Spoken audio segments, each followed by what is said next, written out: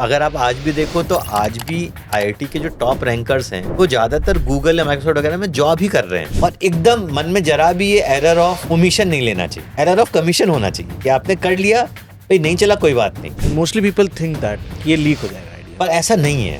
Main बात idea की नहीं है, मेन बात है उस पैशन की जो आपका है उस आइडिया के पीछे। वो एक कोट होता है ना, that they can copy your cooking style but they can't copy your sauce. Yes of course. अगर कई लोगों को लग रहा है ऐसा कि भाई मैं बहुत मेहनत कर रहा हूँ पर मुझे मिल नहीं रहा फल, तो आप वेट करिए, आपका टाइम आएगा जरूर। और जैसे ही हमारे लोग पहुंचे घर दिखाने के लिए, वो क्लाइंट को लेके चाबी ले, और ब्रोकर्स ने मिलकर पीट दिया हमारे बंदे। और एक बार इंसिडेंट होता तो हम इसको रेयर मान लेते, ये 3, 4, 5 बार हुआ। वो कैलकुलेट रिस्क लेते हैं। अगर एलॉन मस्क ने कोई बड़ी बेट ली है तो उसको ये भी पता है कि वो वापस घर आएगा तो खाने पीने के पैसे हैं।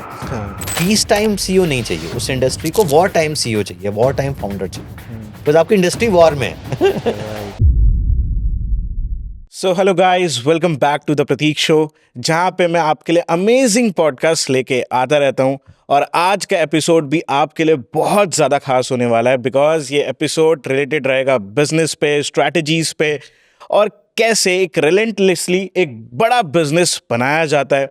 आज हम मिलेंगे एक बहुत ही अमेजिंग फाउंडर से, जिन्होंने रियल एस्टेट इंडस्ट्री को ऑर्गेनाइज करने के लिए एक बहुत ही तगड़ा स्टार्टअप बनाया, उसको यूनिकॉर्न बिल्ड करा, को फाउंडर ऑफ nobroker.com। आपने ये वेबसाइट कभी ना कभी खोली हो सकती है, अगर आपको बाय करनी है प्रॉपर्टी, रेंट करनी है प्रॉपर्टी, या आपको सेल करनी है प्रॉपर्टी। बट आज हम उनसे जानेंगे कि एक यूनिकॉर्न स्टार्टअप बिल्ड कैसे होता है, फ्रॉम स्क्रैच एक कंपनी कैसे बिल्ड करी जाती है, कैसे कंपटीशन को पीछे छोड़ा जाता है, कैसे बिजनेस स्ट्रैटेजीज बनती हैं, क्या सक्सेस क्या फेलियर, उनकी स्टोरी को जानेंगे एज अ फाउंडर। तो ये एपिसोड आपके लिए बहुत ही खास हो सकता है। इस एपिसोड में आपको एंटरटेनमेंट नहीं, बहुत सारी एजुकेशन ज़रूर मिलेगी, ये मेरा आपसे वादा है। तो बने रहिए इस एपिसोड में, and let's welcome mister Amit Kumar Agarwal, only on the Prateek show.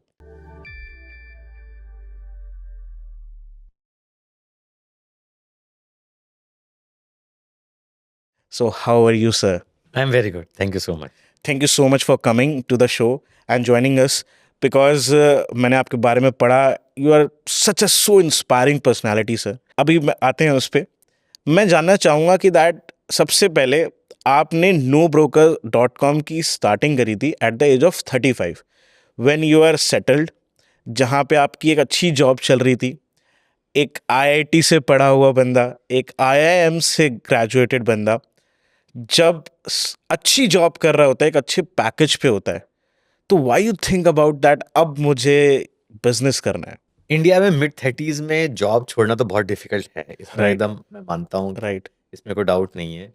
और जब आप mid-30s में आ जाते हैं तो फिर Right. आप बहुत सारी आप लाइबिलिटीज इकट्ठी कर लेते हैं। आप जो एक घर ले लेंगे तो उसकी होम लोन ईएमआई होगी, कार ले लेंगे तो कार लोन ईएमआई होगी उसकी। एब्सोल्युटली। और हमारे वाले केस के अंदर, because my wife was expecting our second child, तो वो भी एक वो था एक्स्ट्रा वो कि भाई कैसे करेंगे।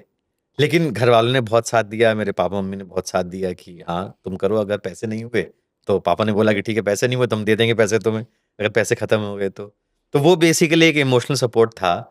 और ब्रॉडली मुझको ये लगा कि अगर अभी नहीं किया, जब mid-30s में ही करना बहुत मुश्किल हो गया है, तो mid-40s में तो और डिफिकल्ट हो जाएगा। तो जितना टाइम बीतेगा उतना it is going to get more and more difficult. Right, तो अगर रिस्क लेना है तो अभी ले लेना चाहिए। राइट। पर हाँ, मतलब जॉब छोड़ने के बाद थोड़ी दिक्कत तो हुई पर हाँ, actually I want to know that ये ड्राइव कैसे आई, because when you are young, when you are 20s, तो आपके अंदर एक ड्राइव रहती है, वो होता है ना दुनिया जीतने वाली ड्राइव, कि मुझे ये करना है, मुझे बड़ा करना है लाइफ में कुछ।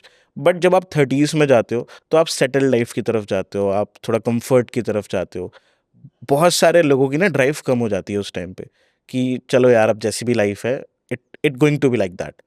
बट आपने at the age of 35 mid पे क्या ड्राइव ने मोटिवेट कर दिया आपको एकदम से?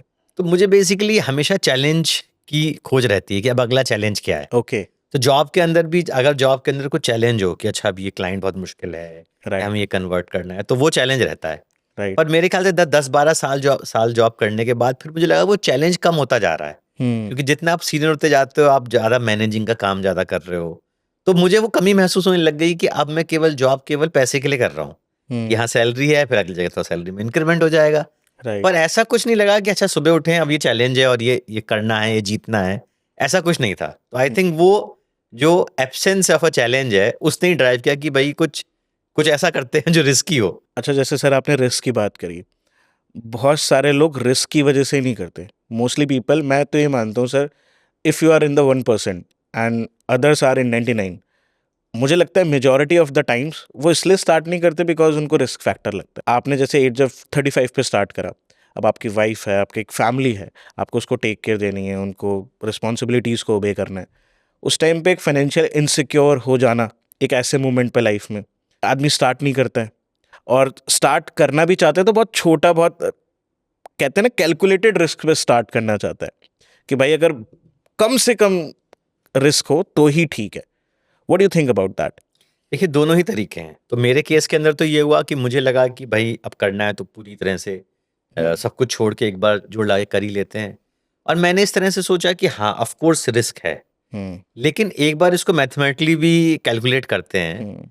अगर आप 1 साल जॉब नहीं करोगे, 1.5 साल नहीं करोगे, 2 साल नहीं करोगे, तो उतना ही रिस्क है ना, 1 साल का, 2 साल का। राइट। उसके बाद भी 35 साल के बाद भी अगर आप 50-60 तक काम करने वाले हो, तो 20-15 साल, 25 साल की तो आपका करियर बचा है ना। राइट। राइट। तो उस हिसाब से अगर परसेंटेज वाइज देखा जाए तो इतना बड़ा भी नहीं है। राइट। 1 साल, 1.5 साल, एक तरीका वो है देखने का।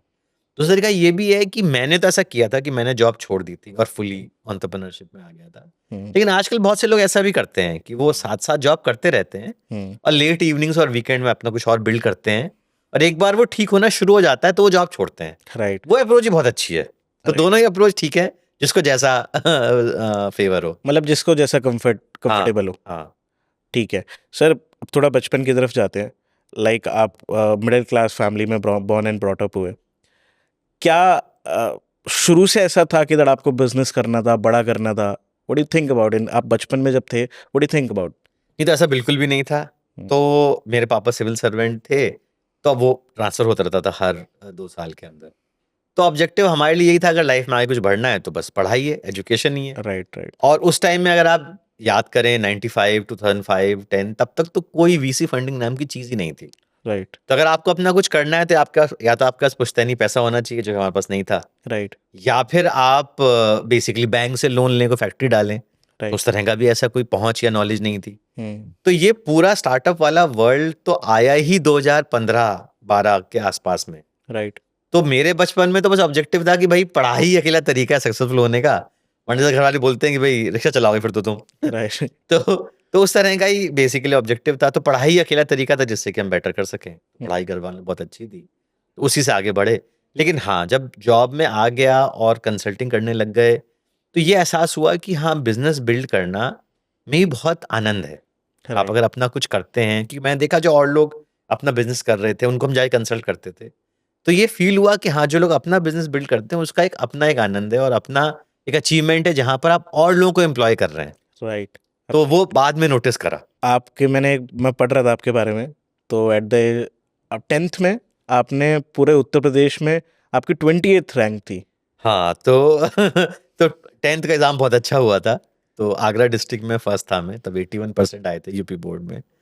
तो हाँ, और यूपी में टॉप। मतलब you were too good at academics, right? हाँ, मतलब यू कैन से। ओके, फिर आपने आईआईटी को चुना। हाँ जी। Why IIT? कोई और ऐसा ऑप्शन था ही नहीं मेरे ख्याल से। जब एक बार 10वीं में मार्क्स अच्छे आ गए तो सबने यही बोला कि हाँ भाई इसको आईआईटी कराओ। अब मेरे फादर की जरूर इच्छा थी कि भाई वो सिविल सर्वेंट थे, तो वो चाहते थे कि शायद तुम सिविल सर्विस की तैयारी करो, लेकिन मेरा उस तरफ रुझान था नहीं।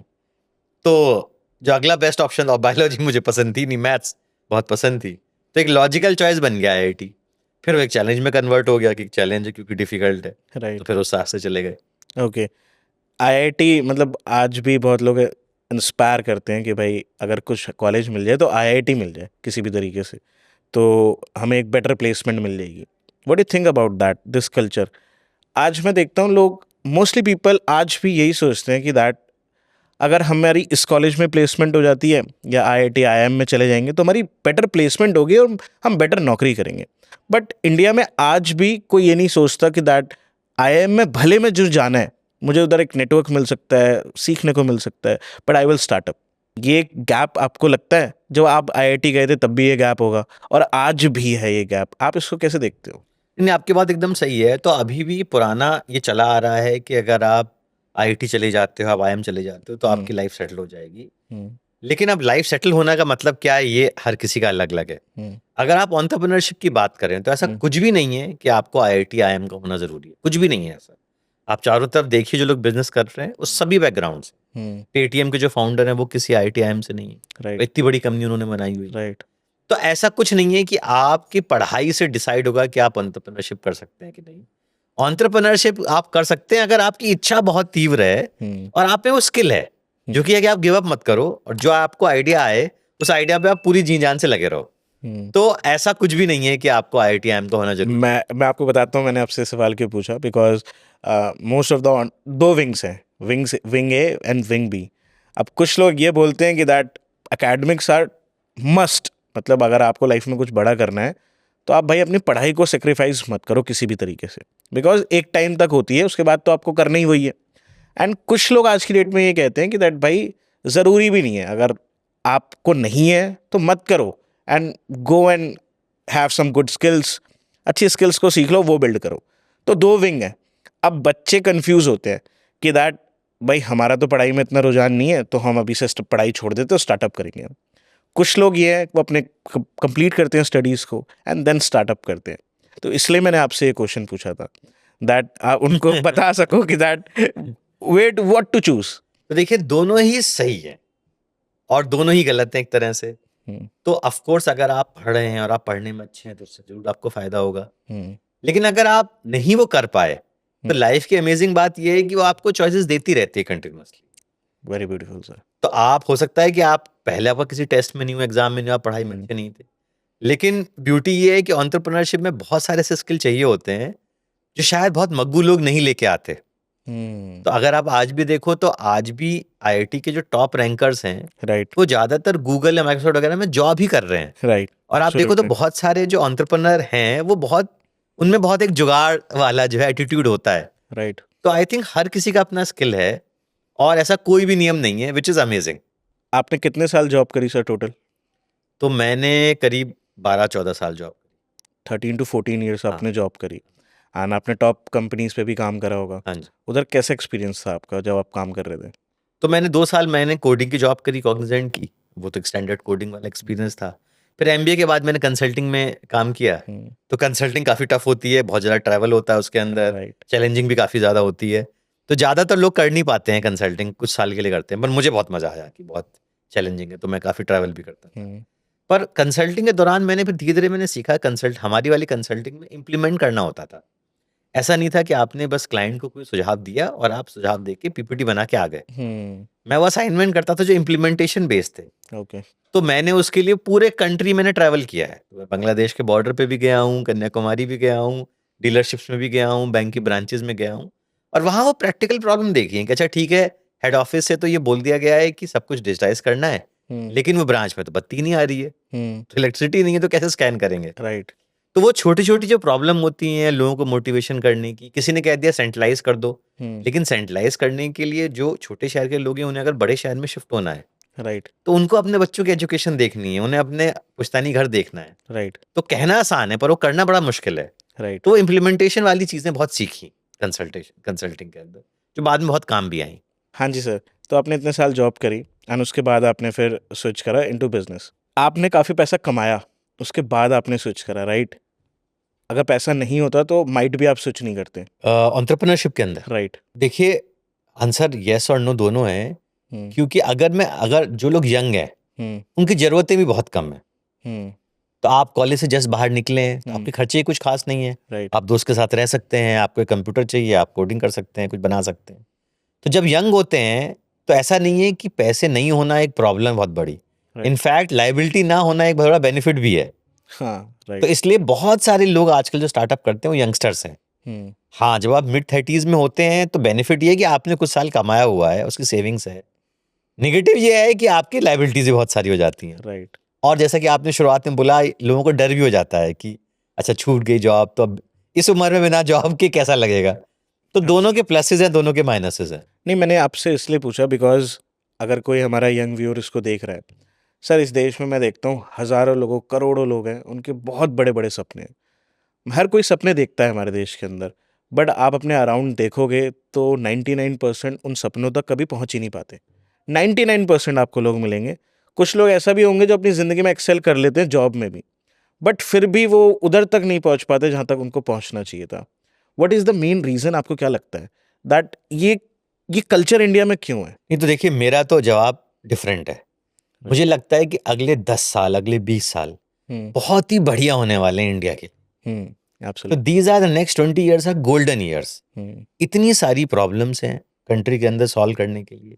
आप घर से बाहर निकलो, 10 तरह की प्रॉब्लम है जो आपको आती है, राइट, और ये सारी की सारी प्रॉब्लम सॉल्व होने के लिए तैयार हुई हुई हैं। इनमें से बहुत सारी प्रॉब्लम्स यूएस, चाइना में लोग सॉल्व कर चुके हैं, इंडिया में करने वाले हैं। राइट।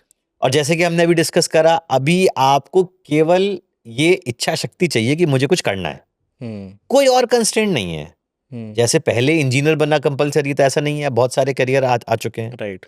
तो अभी मुझे लगता है कि आप पिछले 10-20 साल का भूल जाइए, आप आगे आने वाले 10-20 साल का देखिए। हुँ, आगे आने वाले सालों के अंदर बहुत सारे एंटरप्रेन्योर आने वाले हैं, बहुत सारी प्रॉब्लम सॉल्व होने वाली हैं, हुँ, और बहुत सारे बड़े-बड़े बिज़नेस बनने वाले हैं। हुँ, आज से 5 साल पहले किसने सोचा नहीं था कि कोई इंडियन स्टार्टअप लिस्ट होके निफ्टी 50 में भी आ सकती है, राइट, लेकिन अब वो होने वाला है। होने वाला है।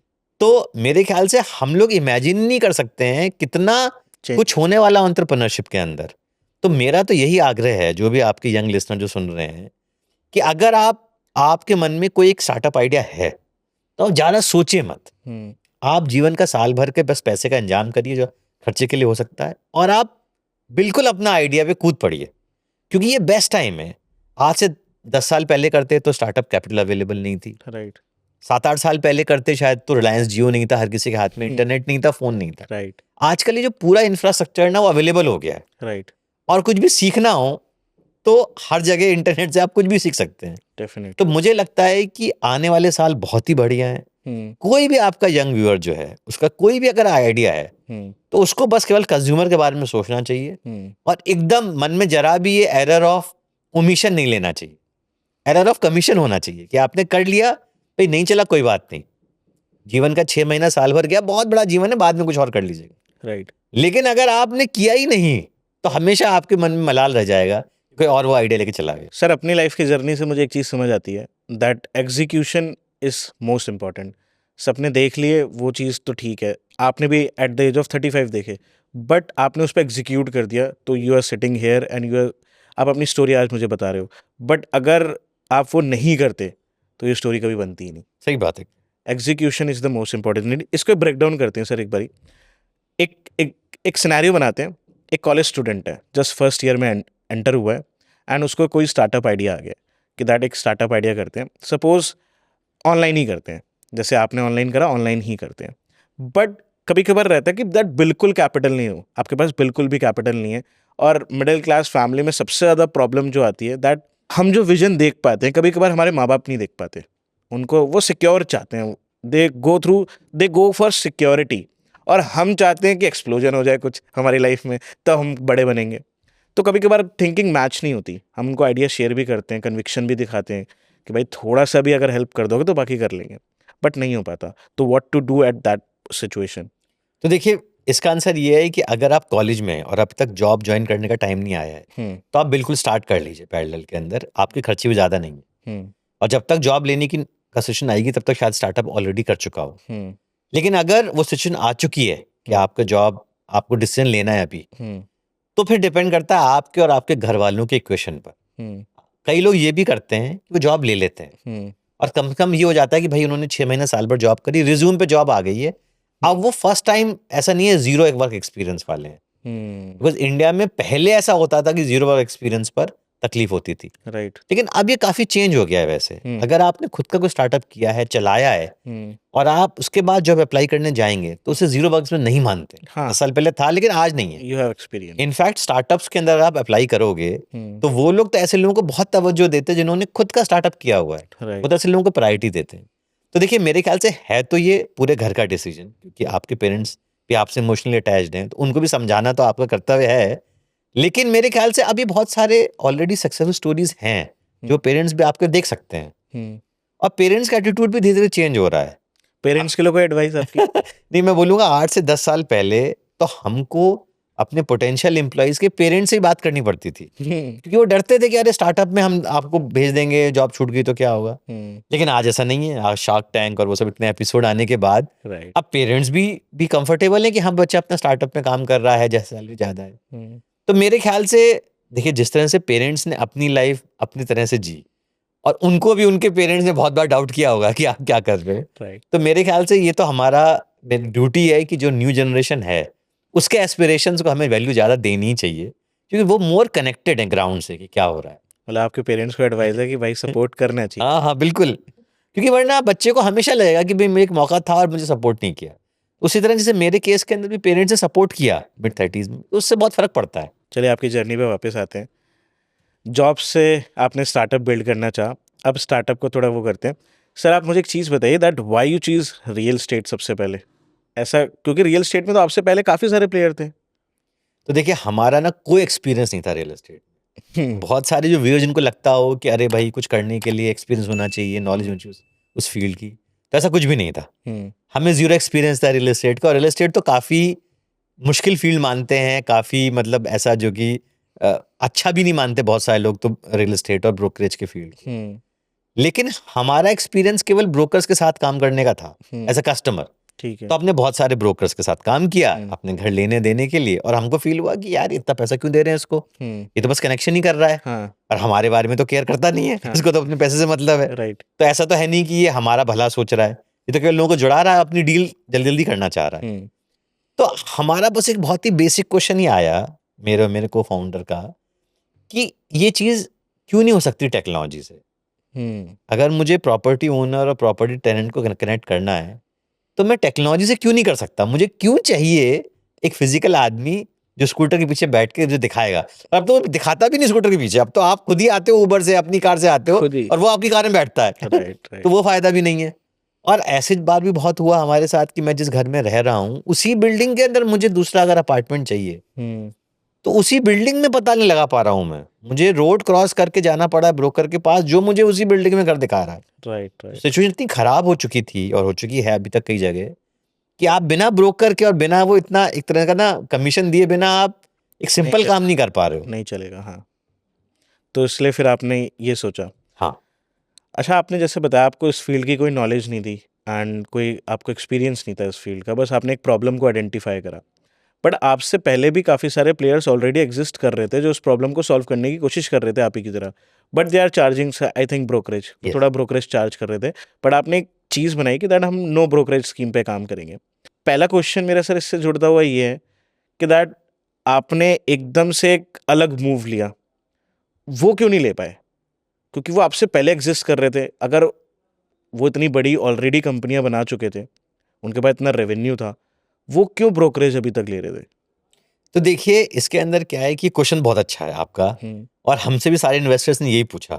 हाँ। कि ऑलरेडी जो इतने बड़े प्लेयर्स थे, और प्लेयर्स बहुत बड़े थे, 99 एकर्स, ब्रिक्स हाउसिंग, बड़े प्लेयर्स, अमेजिंग फाउंडर्स, और उनके पास पैसे बहुत ज्यादा थे। राइट। वही तो दो कारण है इसके। एक तो है थोड़ा इरेशनल ऑप्टिमिज्म, इनोसेंस या इग्नोरेंस, कि आपको चूंकि आपने कभी कुछ किया नहीं है तो आपको डर भी कम लग रहा है कि वो इतने बड़े प्लेयर है, खा सकते हैं आपको। तो I think as a first generation entrepreneur वो डर भी कम था, क्योंकि हमें इतना नॉलेज भी नहीं थी। तो कभी कभी इग्नोरेंट होना भी फायदेमंद होता है, क्योंकि आप एक बहुत ही बेसिक सवाल पूछ के उसके पीछे पढ़ सकते हो बिना बहुत घबराए हुए। तो कभी कभी तो ये भी फायदा है। सही बात है। और दूसरा फिर बेसिकली ये हुआ, दूसरा बात ये भी है कि ये बहुत सारे स्टार्टअप जो लोग करने वाले होते हैं वो पूछते हैं यंगस्टर्स कि हमारे पास ये आइडिया तो है, पर ये आइडिया हमने वीसी को बताया, हमने किया तो लीक हो जाएगा। लेकिन ऐसा नहीं है।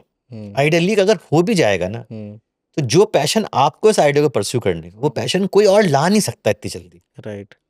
क्योंकि जब भी आप कुछ आइडिया परस्यू करेंगे ना, उसमें 50 प्रॉब्लम आने वाली। And mostly people think that कि ये लीक हो जाएगा आइडिया, पर ऐसा नहीं है। मेन बात आइडिया की नहीं है, मेन बात है उस पैशन की जो आपका है उस आइडिया के पीछे। तो लोग आइडिया को सोचते हैं कि फंजिबल आइडिया, पर ऐसा नहीं है। आप वो आइडिया किसी और को बता भी देंगे ना, तो भी कोई और आदमी अपनी नौकरी छोड़ के वो नहीं आइडिया परस्यू करेगा। Right, absolute. क्योंकि उसने वो आइडिया जेन्युइनली स्टार्टिंग से नहीं सोचा है। तो लोग इसको ना, इसकी इंपॉर्टेंस को नजरअंदाज कर देते हैं।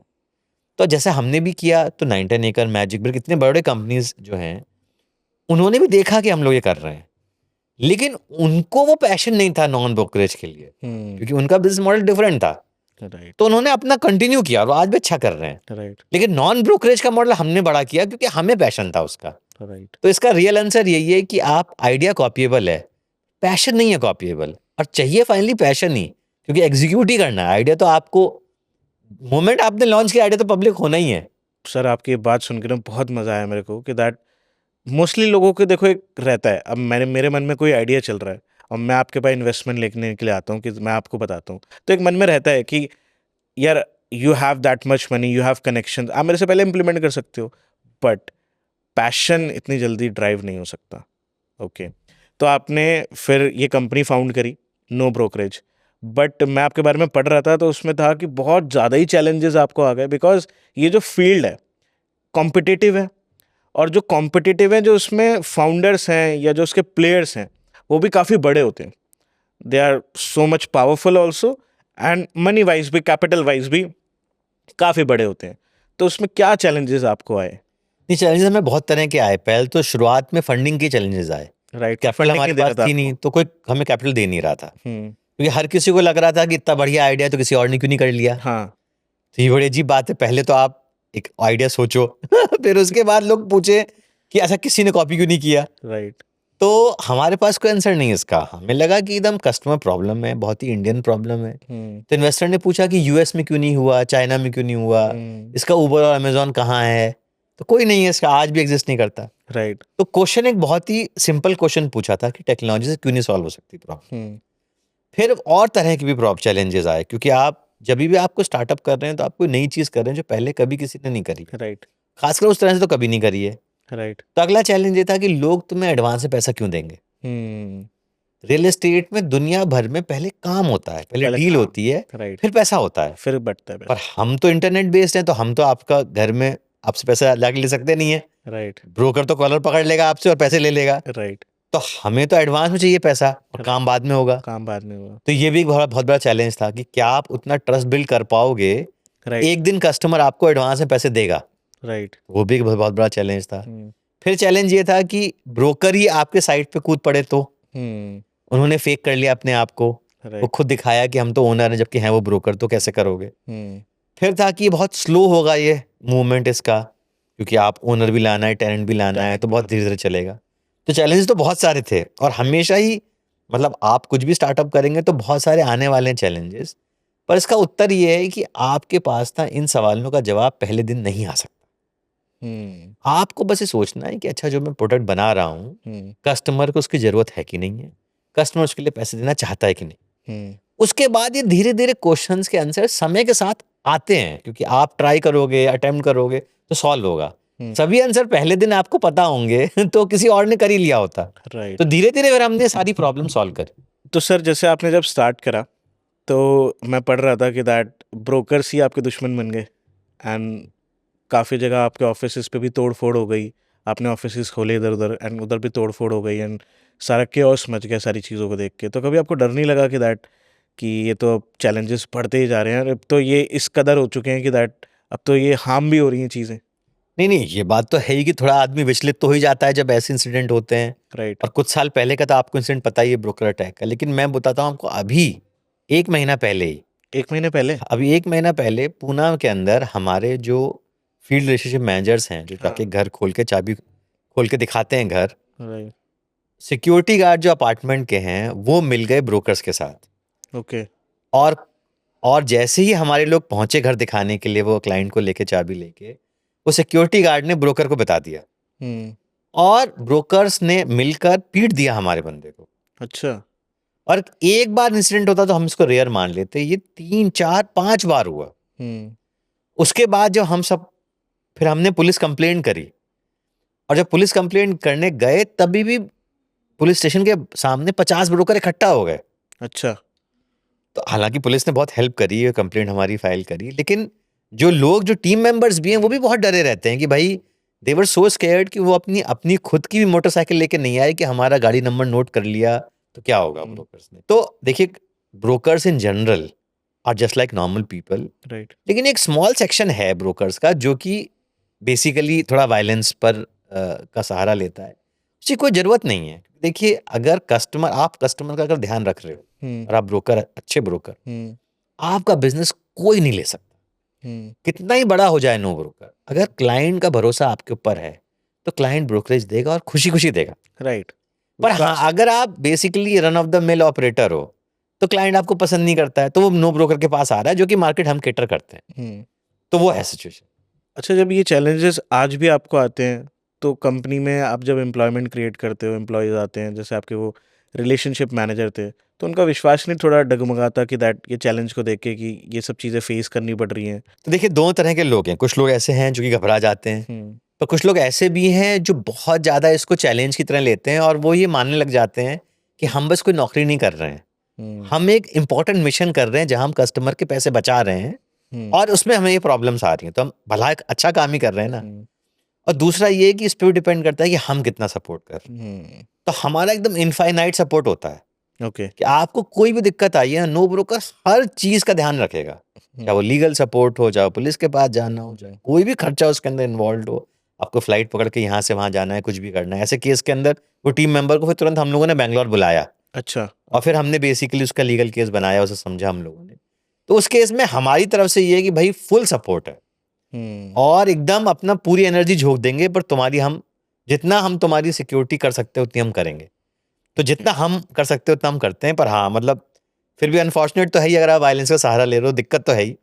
पर शायद ऐसा होना भी है, अगर आप कोई एक बहुत पुरानी ट्रेडिशनल इंडस्ट्री को आप डिसरप्ट कर रहे हो, तो कुछ जो प्लेयर हैं उस इंडस्ट्री के, वो हो सकता है कि वो ज़्यादा उनको पसंद ना आए। उनको पसंद ना आए। तो देखिए, आप कुछ, शायद ये भी एक इंडिकेशन है कि आप कुछ बड़ा काम कर रहे हो। अगर हम नो ब्रोकर 10 साल से चल रहा होता और किसी ब्रोकर को कोई फर्क नहीं पड़ता तो भी बहुत अजीब बात होती कि फिर आप कर ही क्या रहे हो। राइट। तो एक तरह से एक वियर्ड वे में शायद हम कुछ अच्छा ही कर रहे हैं, जिससे कि फर्क पड़ रहा है उन लोगों को जिनके पैसे आराम से बन रहे थे। राइट।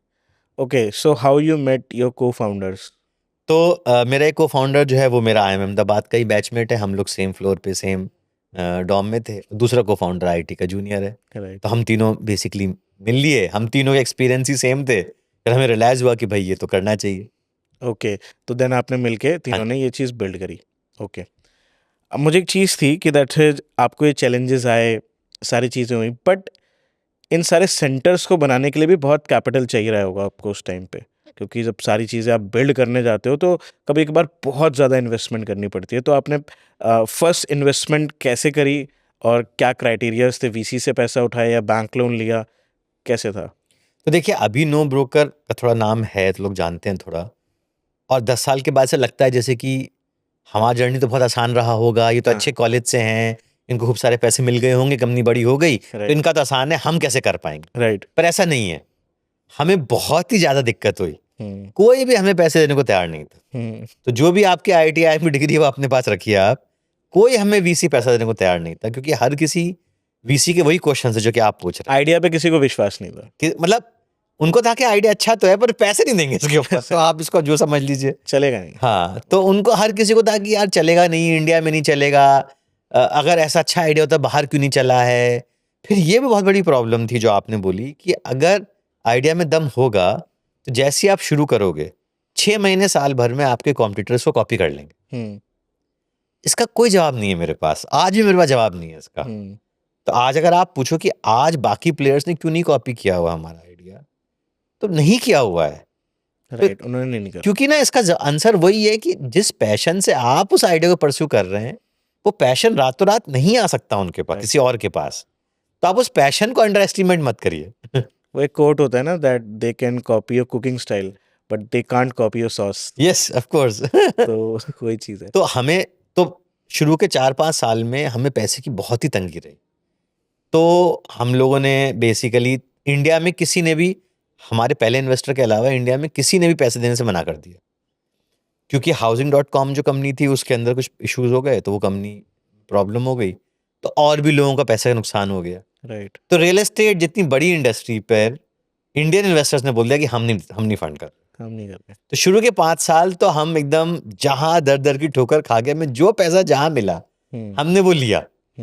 तो हम कोई अगर बेसिकली कोई HNI है जापान का तो उससे हमने ले लिया। साउथ कोरिया में कोई हमें छोटा इन्वेस्टर मिल गया, हमने उसको पटा लिया कि भाई तुम थोड़ा हमें डाल दो। कोई सिंगापुर में मिल गया। तो जो हमें किसी भी कंट्री में जो भी इन्वेस्टर मिले, स्मॉल बिग कैसे भी, वो हमने लेके काम चलाया और बहुत ही फ्रूगल रहे। तो अभी हम लोग शो के जस्ट पहले हम लोग बैंगलोर की बात कर रहे थे। राइट। तो बैंगलोर में 2 महीने गर्मी पड़ती है, उस गर्मी के अंदर भी कोई AC नहीं, कोई वाटर कूलर नहीं, कुछ नहीं। घर ही लेके हमने चलाया और बहुत ही कंजूसी से। तो एकदम हमने एक एक पैसे की वैल्यू करी। कोई ऐसा मार्केटिंग कैंपेन नहीं किया जिसमें पैसा उड़ा दिया हो। हर किसी, बहुत से फाउंडर्स ऐसा करते हैं कि जब एक बार पैसे आ जाते हैं अकाउंट में, देखिए आपको ना, आप भी ह्यूमन हो, आपको अच्छा लगता है कि आपको एक बिलबोर्ड लगाओ और आपका दोस्त फोन करे, अरे यार तुम्हारा तो बहुत अच्छा चल रहा है, Right. हमने तुम्हारा बिलबोर्ड देखा तुम्हारा। लेकिन हमने जब लगाए बिलबोर्ड तो हमें लगा यार कस्टमर तो आ नहीं रहा इससे, तो रिटर्न तो आ नहीं रहा इस पे, तो ROI तो पुअर लग रहा है इस बिलबोर्ड का, तो क्यों करें, बंद कर दिया हमने। ज्यादातर फाउंडर, ज्यादातर कंपनीज बहुत जल्दी बहुत सारे शहर एक्सपेंड कर लेती हैं। राइट। पर हमने नहीं किया क्योंकि हमें लगा कि अरे पहले पुराने शहर तो सॉल्व हो जाए कम से कम, 1 by 1। 1 by 1। तो हमने वो भी कॉपी नहीं किया। तो एक लर्निंग हमारी ये भी है कि आप ना बाकी फाउंडर्स को देख के कॉपी मत करो। आप अपना बिजनेस देखो और उसमें कॉमन सेंस से सोचो। किसी के पैटर्न्स कॉपी मत करो। बिल्कुल नहीं। अगर आपके लिए वो काम नहीं करे तो मत करो। और आप दूसरों की सक्सेस से भी मत जलो कि अरे उसकी बहुत फंडिंग हो गई, उसके बाद बहुत पैसे आ गए, वो लोग बहुत सारा मार्केटिंग में खर्च कर रहे हैं। This is the core pain point of every entrepreneur जो स्टार्ट करता है कि दैट अब आपने एक फील्ड चुनी रियल एस्टेट, उधर एग्जिस्टिंग प्लेयर्स थे, बड़े प्लेयर्स थे, अब आप स्टार्ट कर रहे हो बिल्कुल ही स्क्रैच से, जहाँ पे आप इस चीज़ में ही स्ट्रगल कर रहे हो कि आपको कोई पैसे दे।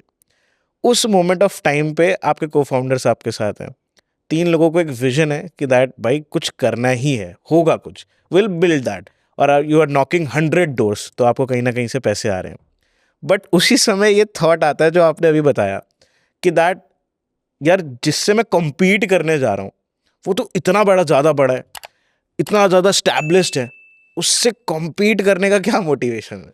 तो मैं, आप देखिए जो गड़बड़ हो सकता था वो सभी तो गड़बड़ है स्टोरी में।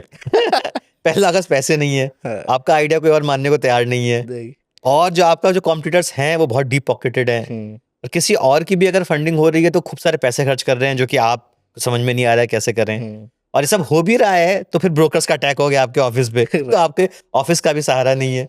तो जो गड़बड़ हो सकता है वो सभी कुछ गड़बड़ हो रहा है स्टोरी के अंदर। राइट। तो पर वही हमारे साथ भी हुआ, और हमें बस अकेला मोटिवेशन हमें यही रहा कि यार कस्टमर को पसंद है ये आइडिया।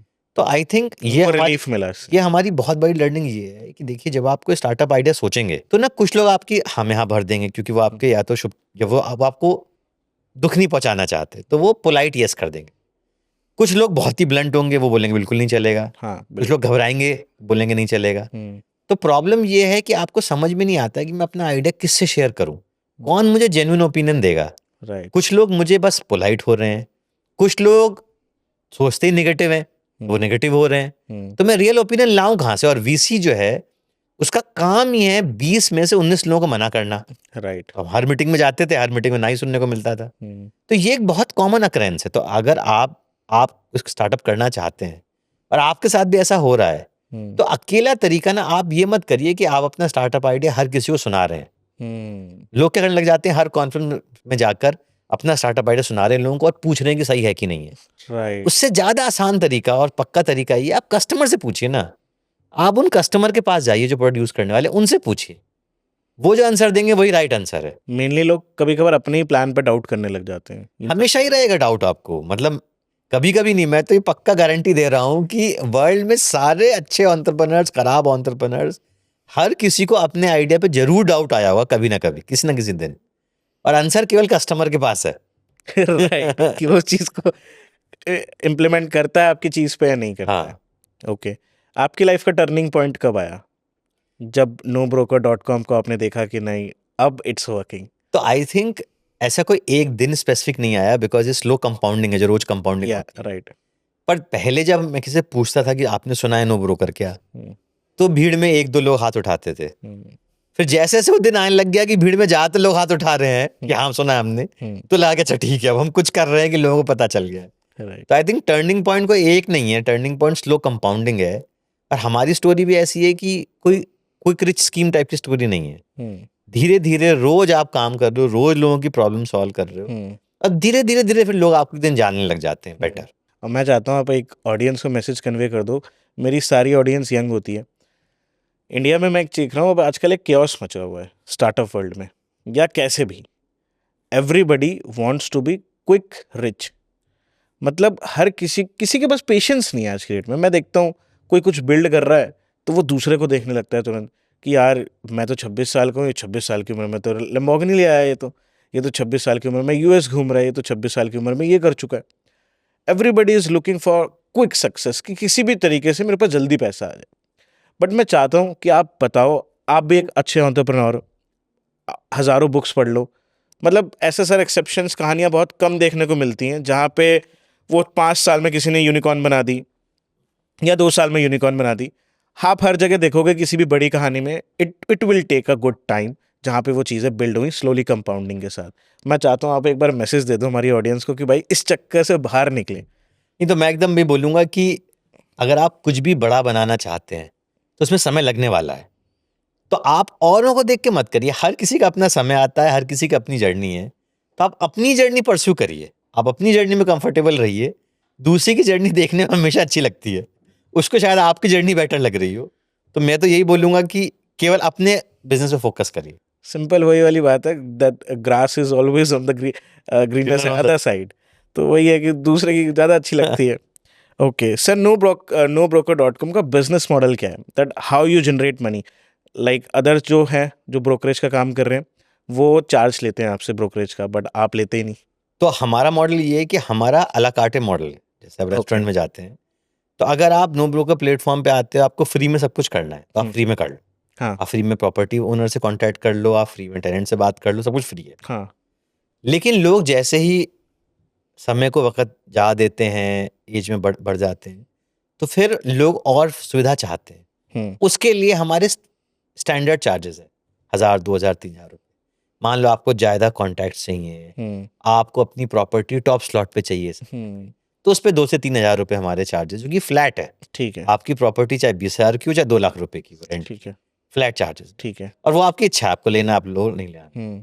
पर हमारे खर्चे भी कम है क्योंकि हमारे फिजिकल लोग कम है, सब कुछ इंटरनेट पर ही हो रहा है। ठीक है। तो हम लोग उस तरह से हम लोग फीस लेते हैं। दूसरा, हमने शुरुआत रियल एस्टेट से करी, पर आज हम पैकर मूवर करवाते हैं। हमारा पेंटिंग में हम इंडिया में नंबर 1 है। होम क्लीनिंग करते हैं, होम इंटीरियर्स करते हैं, राइट। लीगल डॉक्यूमेंटेशन में हेल्प करते हैं, लोन करवाते हैं, रेंटल एग्रीमेंट करते हैं। नो ब्रोकर हुड करके हमारा एक ऐप है। तो ये मल्टीपल चीज़ें जो हम करते हैं, और इसमें हम लोग, तो आपने एला कार्टे एक मॉडल बना दिया हाँ जी। जिसमें आपने एक सर्विस के साथ स्टार्ट करा था, फिर आपने उसमें next to next services introduce करते गए।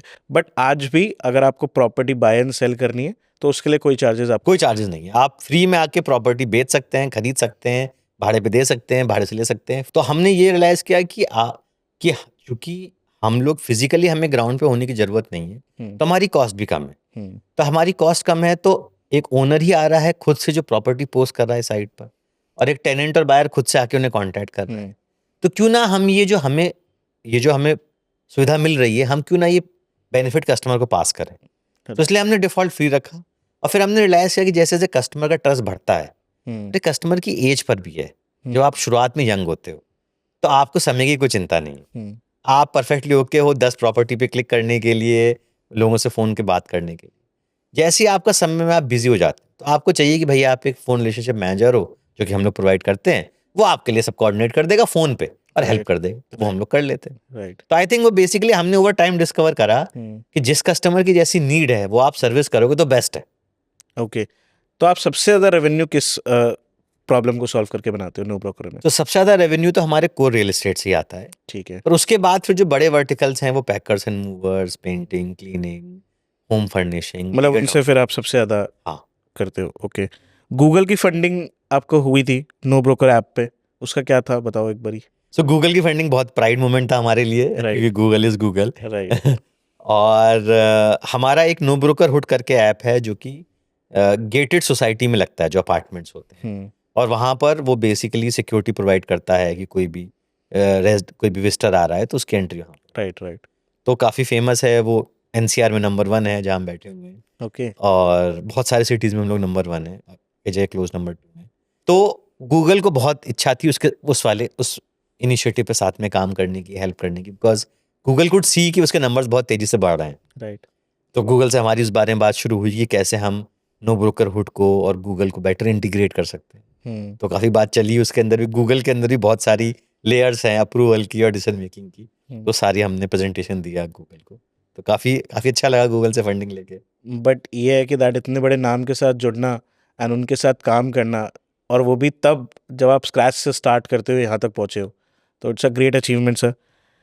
मैं जानना चाहूँगा कि दैट जब हम बिजनेस की बात करते हैं सर, आइडिया इम्पॉर्टेंट है या USP? What is more important according to you? देखिए, आइडिया में यूएसपी तो निहित होगा ही, क्योंकि अब बिना यूएसपी के तो फिर आइडिया कंप्लीट नहीं है। मैं थोड़ा एक्सप्लेन कर देता हूँ। कभी कभार क्या रहता है, जैसे आपके पास एक आइडिया था कि ये प्रॉब्लम है, इसको सॉल्व कर देंगे, बट एक कॉमन ही है कि दैट आप भी उसी पर्पस को सॉल्व करने जा रहे हो जो बाकी सब कर रहे हैं, बट उसमें एक आपने यूएसपी ऐड करा, दैट इज कि हम ब्रोकरेज नहीं लेंगे और यही हमारा सबसे बड़ा एडवांटेज होगा। तो व्हाट इज आपके लिए क्या है अभी इंपॉर्टेंट है कि अगर कोई स्टार्ट करने जा रहा है, उसके पास आइडिया हो या यूएसपी हो, किस चीज़ पे वो फोकस कर ले? तो देखिए, अगर आपके आइडिया में कुछ यूनिक बात है, कुछ यूएसपी है, तो कस्टमर को भी डिफरेंशिएट करने में आसानी होगी और आपको भी उस यूएसपी को चेस करके प्रॉब्लम सॉल्व करने में आसानी होगी। अगर आप एकदम मी टू वाली चीज करेंगे जो 4 लोग और भी कर रहे हैं, फिर तो थोड़ी तकलीफ है, क्योंकि कस्टमर को समझ में नहीं आ रहा कि आप अलग कैसे हो। राइट। आपकी कैपिटल भी ज्यादा लगेगी उसके अंदर, और फिर प्योर एग्जीक्यूशन गेम ज्यादा हो जाएगा। हालांकि लोगों ने किया है ऐसा, तो लोगों ने 2 तरह की चीजें भी करी हैं कि सेम आइडिया लिया और सेम आइडिया को बेटर एग्जीक्यूट किया। राइट। लेकिन मेरा वोट फिर भी जाएगा कि अगर आपका कोई यूएसपी है जिससे आप कस्टमर के माइंड में एक डिफरेंट प्रोपोजिशन लेके आ रहे हो, तो बहुत अच्छा है। एक फैसिनेटिंग टर्म यूज होती है एंटरप्रेन्योरशिप की दुनिया में, यूनिकॉर्न। हर बंदा आज की डेट में एक रेस पे लगा हुआ है, that is unicorn. Startup world थोड़ा सा माइट भी अब चेंज होता जा रहा है, इंडिया के अंदर सिनेरियोस चेंज हो गए हैं, वीसीज आ गए हैं एंड वैल्यूएशन गेम्स फटाफट भाग रही हैं, रेवेन्यू पे वैल्यूएशंस लग रही हैं एंड कंपनी भले लॉस में है but it's a unicorn. What do you think about that?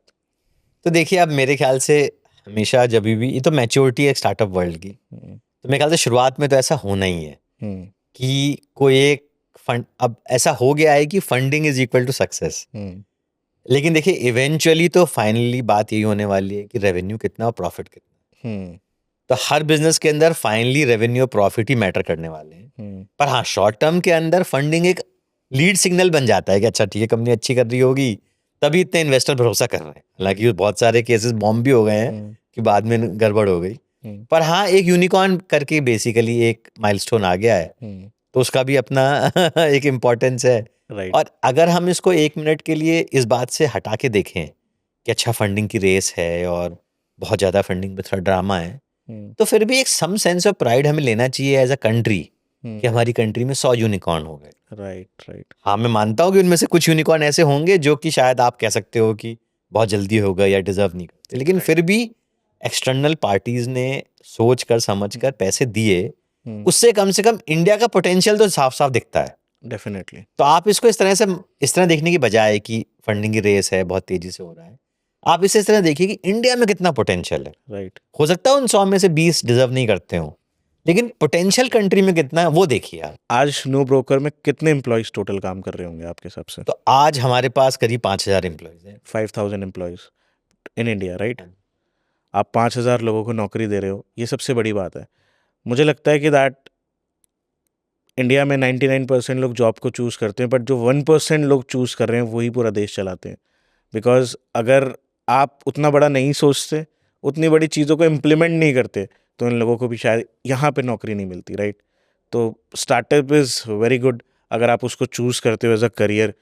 Most people हार जाते हैं, बट आप अगर चाह रहे हो तो भाई हारना मत, बिकॉज हो सकता है आपकी वजह से हज़ारों लोगों के घर चलें, राइट?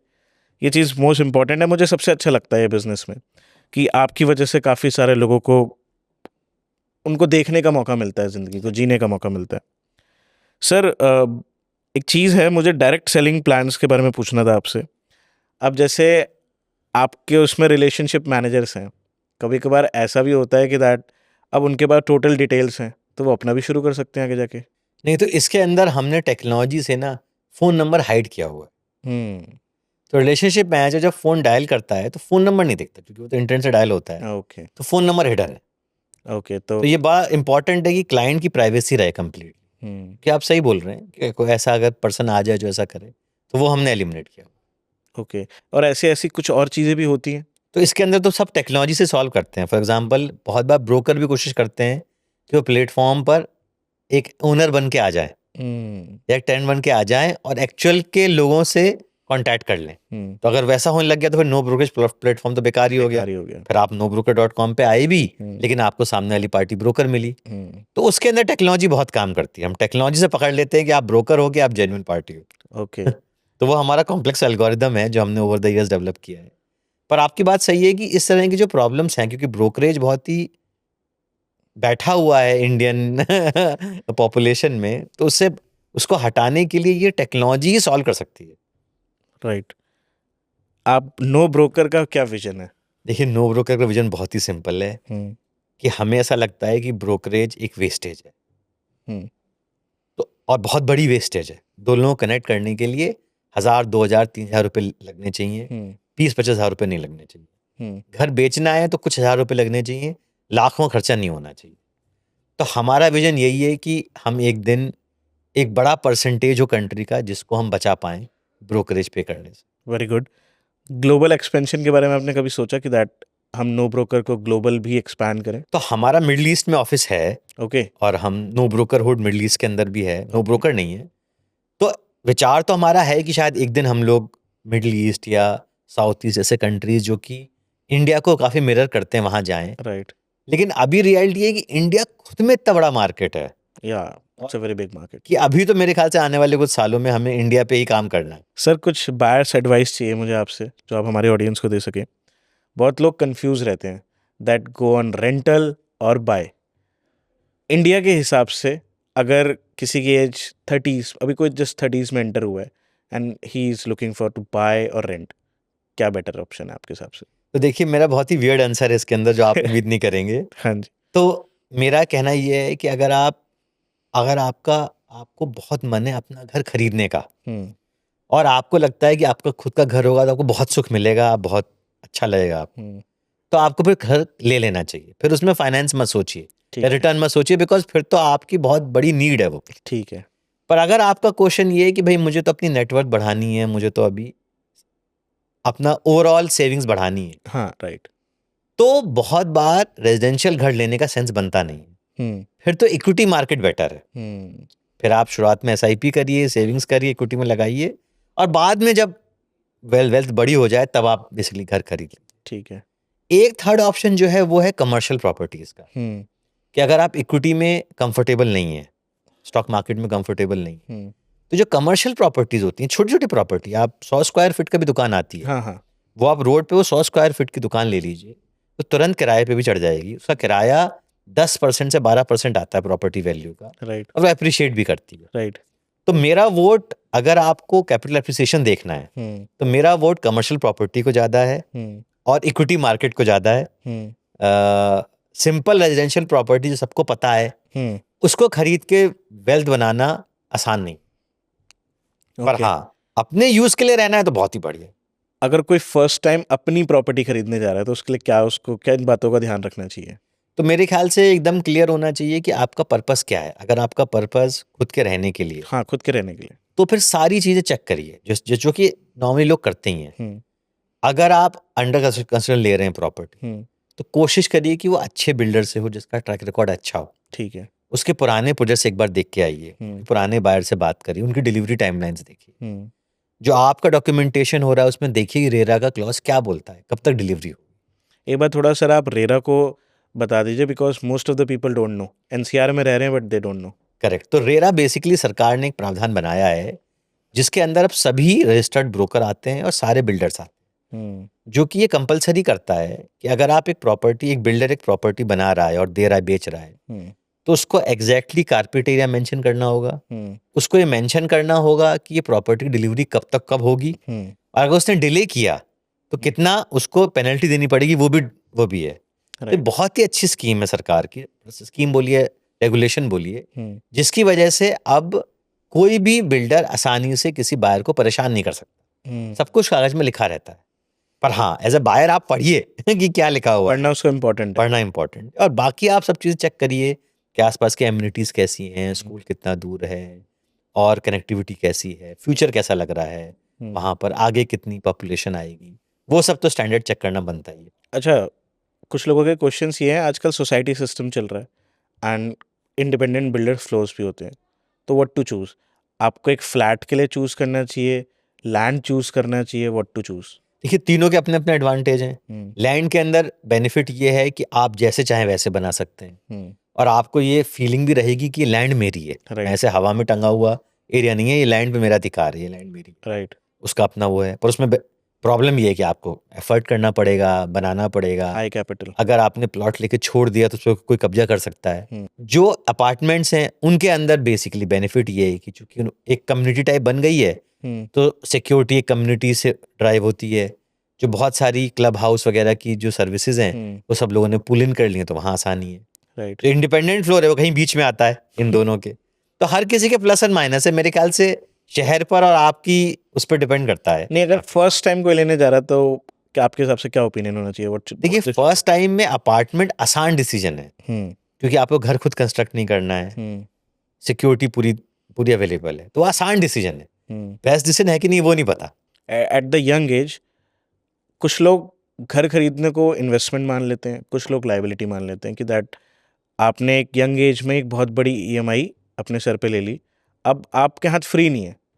अब मैंने अगर 1 करोड़ का घर ले लिया, अब मुझे उसकी हर महीने 70-80 हज़ार रुपये किस्त देनी है, तो मेरे हाथ फ्री नहीं है कि दैट मैं बिजनेस करूँ या कुछ और करूँ।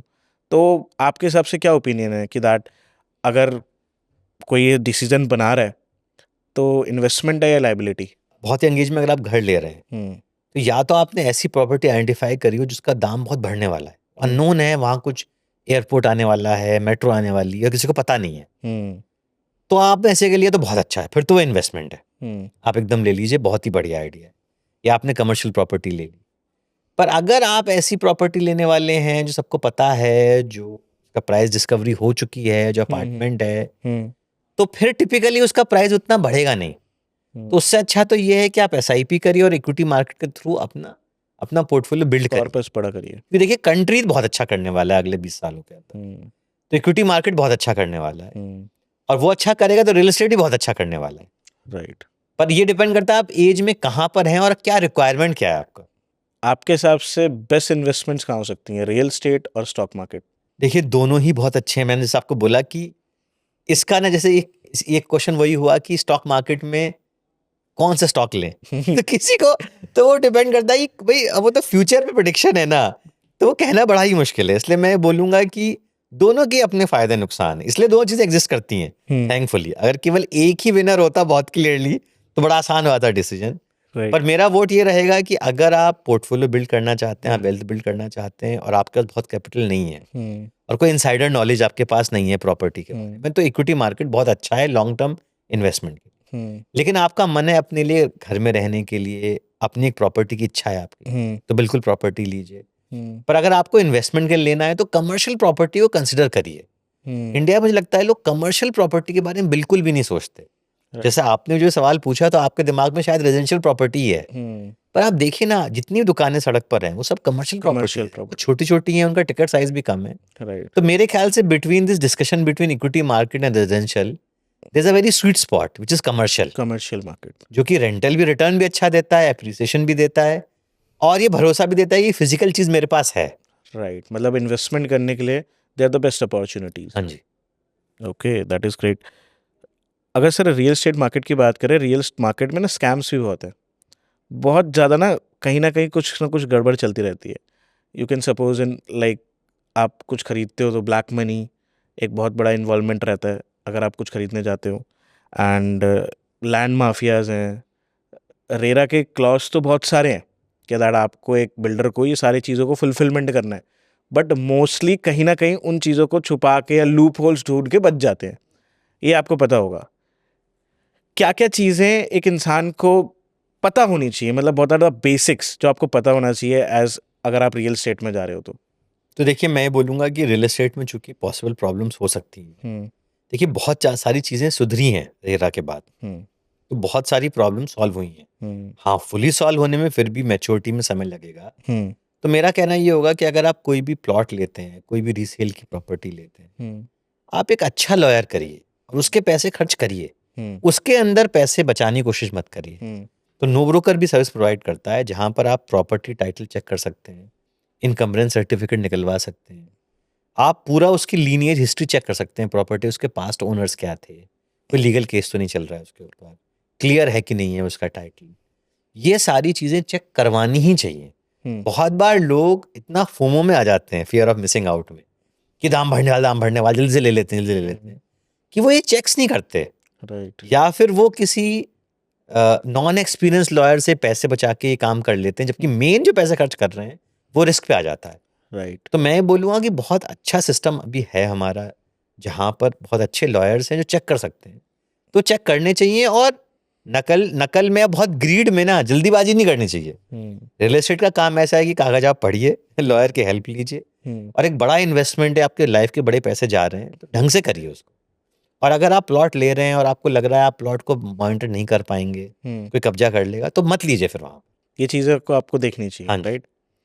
सर, अब बात करते हैं उन लोगों की जो अब फ्यूचर एस्पिरेंट्स हैं, जो एंटरप्रेन्योर्स बनना चाहते हैं। अब बहुत सारे जो स्टैब्लिश एंटरप्रेन्योर्स हैं वो एक चीज़ बोलते हैं कि आने वाले यूनिकॉर्न्स भी होंगे या जो आने वाली बड़ी कंपनियां बनेंगी वो टेक में बनेंगी। टेक की क्या इंपॉर्टेंस है इन द बिजनेस? देखिए, टेक की तो बहुत ज़्यादा इंपॉर्टेंस है। जैसे कि इंडस्ट्रियल रेवोल्यूशन हुआ था, उसने पूरा वर्ल्ड चेंज कर लिया था। राइट। उस तरह आप ही देखिए, अभी 20 साल पहले फ़ोन नहीं थे किसी के पास, और आज आपको कोई नहीं मिलेगा ऐसा इसका फ़ोन नहीं हो। ना हो। तो 20-25 साल में ही पूरा इंटरनेट चेंज हो गया। गूगल को 20 साल भी नहीं हुए पैदा हुए। राइट। आई थिंक जीमेल मुझे याद है 2006 में हमने अकाउंट बनाया था। तो 20 साल में गूगल ने पूरा वर्ल्ड पे कब्जा कर लिया है। तो टेक्नोलॉजी तो बेसिकली बहुत ही एक्सपेंसिव है, और उसकी स्पीड जो है वो एकदम चेंज हो गई है। तो जैसे एक टाइम में सन 1400 में गुटेनबर्ग ने प्रिंटिंग मशीन निकाली थी, और फिर उससे जो एकदम चेंज हो गया था वर्ल्ड में नॉलेज का प्रवाह, वैसे ही मुझे लगता है कि अब technology is going to change like crazy. अभी आप देखिए एआई की और चैटबॉट की और सबकी बातें हो रही हैं। राइट। तो उससे ही कितना फर्क हो गया है। अब तो बच्चे होमवर्क जो है वो एआई से ही पूछ के कर रहे हैं, चैट जीपीटी से पूछ के कर रहे हैं। तो आई थिंक टेक्नोलॉजी की तो बहुत ज़्यादा इंपॉर्टेंस है। ऑफ कोर्स फिजिकल प्रोडक्ट्स उन सब की तो नीड हमेशा रहेगी, पर मैं यंगस्टर्स को ये बोलूँगा कि टेक्नोलॉजी की नॉलेज बहुत फ़ायदेमंद है। ओके। तो उस पर ध्यान देना तो बहुत ज़रूरी है। अगर आप एंटरप्रेन्योरशिप में जाना चाह रहे हैं तो टॉप 3 सिटीज़ आपके हिसाब से अगर आप रेकमेंड कर पाओ, क्योंकि आपने अलग अलग सिटीज़ विजिट करी होंगी, what are the best places जहाँ पे आपको बेस्ट सराउंडिंग मिल सके या रिसोर्सेज मिल सके? देखिए, लोगों ने एंटरप्रेन्योरशिप छोटे गांव से भी करी है। हाँ, तो ऑब्वियसली। कोई ऐसा कंस्ट्रेंट नहीं है। पर अगर आप ये पूछें कि कौन से शहर ऐसे हैं जहाँ पे बहुत सारी स्टार्टअप्स ऑलरेडी हैं, जहाँ इकोसिस्टम है लोगों का, तो उसके अंदर तो मेरे ख्याल से बैंगलोर, बॉम्बे, दिल्ली, ये 3 शहर आते हैं। राइट। Top 3 tyre cities. हाँ जी। ओके सर, एक क्वेश्चन ये था कि दैट अगर आप गाइड कर पाएँ आने वाली जनरेशन को कि दैट अपकमिंग जो सेक्टर्स हैं, अपकमिंग गुड अपॉर्चुनिटीज़ कहाँ पर है इंडिया में, अगर आप बता पाएँ? देखिए, सभी जगह हैं, तो मैं अगर कुछ भी बोलूंगा तो उसमें कुछ ना कुछ मिस हो जाएगा। लेकिन फिर भी अभी जो लोग मतलब अगर आप पेडिस्टल पे रखो टॉप प्योर हाँ, तो चॉइसेस। अभी आजकल जो लोग कह रहे हैं जनरल, वो लोग कह रहे हैं कि आर्टिफिशियल इंटेलिजेंस रिलेटेड जो सेक्टर्स हैं उनकी बहुत डिमांड है। सेकंड, क्लाइमेट जो है वो भी एक बहुत ही इंपॉर्टेंट टॉपिक हो गया है। राइट। तो climate, Green carbon energy. Credits, green energy, इससे कंसर्न जो सेक्टर है वो भी बहुत ही अच्छा करने वाले हैं। और थर्ड, आजकल जो चीज़ों में जहाँ पर इम्पोर्ट सब्स्टिट्यूशन हो रहा है, सरकार बोल रही है हम इम्पोर्ट नहीं करेंगे, जैसे डिफेंस, वहाँ भी बहुत सारे स्टार्टअप्स आ रहे हैं। तो वो भी एक बहुत अच्छा थीम है इम्पोर्ट सब्स्टिट्यूशन का, वो भी बहुत अच्छा करेगा। राइट। ये मतलब बेस्ट चॉइसेस हो सकती हैं आपके लिए सर की तरफ से। सर, अब मैं चाहूँगा कि आप बात करो दैट एंटरप्रेन्योरशिप कोई बंदा शुरू करता है, बिजनेस कह लो, कोई बंदा शुरू करता है, it's a lot of hardship. आपको बहुत पेन से गुजरना पड़ता है, तब जाके आप कुछ बनाते हो अपनी लाइफ में, तब आप उसको डिस्कवर कर पाते हो। राइट। स्ट्रगल जो लोग कर रहे हैं, जो अपनी लाइफ में बहुत स्ट्रगलिंग फेस में हैं, जो ये सोच रहे हैं कि दैट वो कहीं पर भी अभी स्टैंड आउट नहीं करते, उनके लिए क्या एडवाइस है आपके लिए? देखिए, अगर आप स्ट्रगल कर रहे हैं तो पहले बात समझिए कि आपके साथ कि जो आपके साथ हो रहा है ना, वो बग नहीं है, वो फीचर है। यही एक्सपेक्टेड है। अगर आप स्ट्रगल कर नहीं रहे होते तो बहुत वियर्ड बात होती है कि ऐसी क्या चीज़ है जिसको आपने इतनी आसानी से कर लिया, तो कि सामने वाले को भी कोई स्ट्रगल नहीं होने वाला है इसका मतलब। तो एंटरप्रेन्योरशिप में स्ट्रगल तो होने ही वाला है। आप बस कस्टमर पे निगाह रखिए, ये कस्टमर जो आप बना रहे हैं वो कस्टमर को पसंद आएगा कि नहीं। राइट। बाकी जितनी भी चीज़ें हैं इन टर्म्स ऑफ, चाहे वो को फाउंडर्स ढूंढना हो, चाहे वो इनिशियल अपना प्रोडक्ट को लॉन्च करना हो, चाहे वो कैपिटल हो, चाहे वो प्रोडक्ट मार्केट फिट हो, ये सारे जर्नी है। और जिसके अंदर आपको फटाफट आइट्रेशन करना है, ट्राई करना है, फेल होना है, वापस आना है, फिर ट्राई करना है। और इस जर्नी के अंदर जो लोग भी हैं जो आपका साहस बढ़ा नहीं रहे हैं, उनसे दूर रहिए।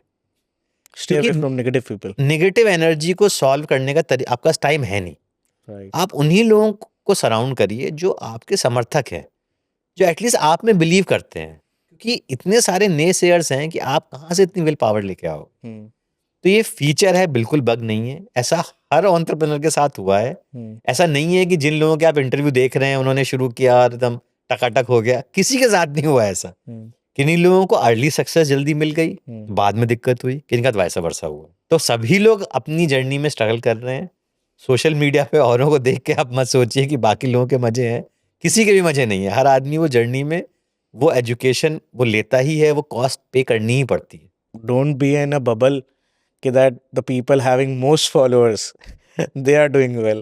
Some people having less followers they are also doing well. Sir एक चीज़ मेरे माइंड में क्वेश्चन रहता है, जब इंसान कोई सक्सेसफुल नहीं होता और जब सक्सेसफुल हो जाता है, लाइफ बिफोर अ करोड़पति और लाइफ आफ्टर हैविंग करोड्स, क्या लाइफ में चेंज आता है? What is a big change जो आपको? मेरे ख्याल से तो ऐसा कोई खास चेंज आया नहीं है। एक फीलिंग ऑफ अचीवमेंट ज़्यादा इम्पोर्टेंट, कॉन्फिडेंस है कि आपने जो चीज़ आप परस्यू करना चाहते हैं वो धीरे धीरे काम हो रहा है। मेरे ख्याल से ज़्यादा, देखिए there are so many ways to make money, लेकिन सवाल ये है कि एंटरप्रेन्योरशिप सेलिब्रेटेड, क्योंकि आप किसी को रिपोर्ट नहीं कर रहे हैं, आपका कोई बॉस नहीं है। आप रोज सुबह उठते हैं, आप जो चीज़ ट्राई करना चाहते हैं आप कर सकते हैं, कोई आपका क्रेडिट नहीं ले लेगा, छीनेगा नहीं। आपकी असफलता भी आपकी है और आपकी सफलता भी आपकी है। राइट। आई थिंक सबसे बड़ा रिवॉर्ड यही है। जैसा कि आपने बोला कि जब आप थोड़ा आप अपना बिल्डअप कर लेते हैं तो आपको कंज्यूमर मिलते हैं, जैसे कि हम पहले यहाँ बात कर रहे थे कि कोई अननोन आदमी आपको मिलता है, वो बोलता है हाँ मैंने आपको प्रोडक्ट यूज़ किया, राइट, तो वो आपको बहुत खुशी देता है। या आप देखते हैं कि धीरे धीरे एक एम्प्लॉय स्ट्रेंथ बढ़ गई है तो उनका भी आप ख्याल रख पा रहे हैं। I think more than money, that is what makes your day much brighter.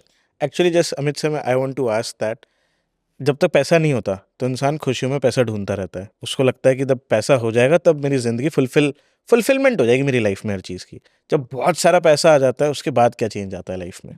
वो चेंज आता है या मेरे पास कोई बहुत सारा पैसा आया नहीं है, लेकिन फिर भी आपकी बात एकदम सही है कि ह्यूमन माइंड ऐसा है कि जो आपके पास नहीं है आप उसे ढूंढते हैं, फिर मिल जाता है तो उसकी उतनी वैल्यू लगती नहीं आपको जितनी पहले लग रही थी। तो मनी इज इम्पॉर्टेंट, लेकिन I think we overestimate its importance, कि हमें बहुत ज्यादा हम खुश हो जाएंगे, ऐसा कुछ भी नहीं है। फिर आप किसी और को देखेंगे जो उसके पास उससे ज्यादा होंगे, फिर आप उसको देखेंगे। तो शायद लाइफ की रियलिटी ये है कि आप जहाँ हैं उसको एंजॉय करिए। आपके पास जितना भी है पहले आप उसको एंजॉय करिए। अगर आपने उसको एंजॉय करना नहीं सीखा है तो आप अगले पड़ाव को भी एंजॉय करना नहीं सीख पाएंगे। अच्छा, आप सोशल गैदरिंग्स में कोई फर्क आता है? लोग ज्यादा भाव देने लग जाते हैं, लाइक दैट, ऐसा कोई आपको फर्क महसूस हुआ कभी? नहीं, देखिए जो आपके असली फ्रेंड्स हैं वो आपको फिर भी भाव नहीं देते। वो पहले भी नहीं देते थे, वो आपको बाद में भी नहीं देते, और वही फ्रेंड सबसे अच्छे हैं। राइट। नहीं, बट ऐसा होता है कि दैट जब आपको पार्टीज में बुलाया जाता है, लोग आपको सेलिब्रेट करते हैं कि that he is coming to my house and he is coming to the party, he is coming to the show. नहीं, एंटरप्रेन्योरशिप की ये तो अच्छी बात है कि आप थोड़े वेल नोन हो जाते हैं कंपैरेटिवली अपने ग्रुप के अंदर, तो वो आपको थोड़ा सा ज्यादा रिस्पेक्ट आपको आसपास वाले लोग देते हैं, वो तो बड़ी अच्छी बात है एंटरप्रेन्योरशिप।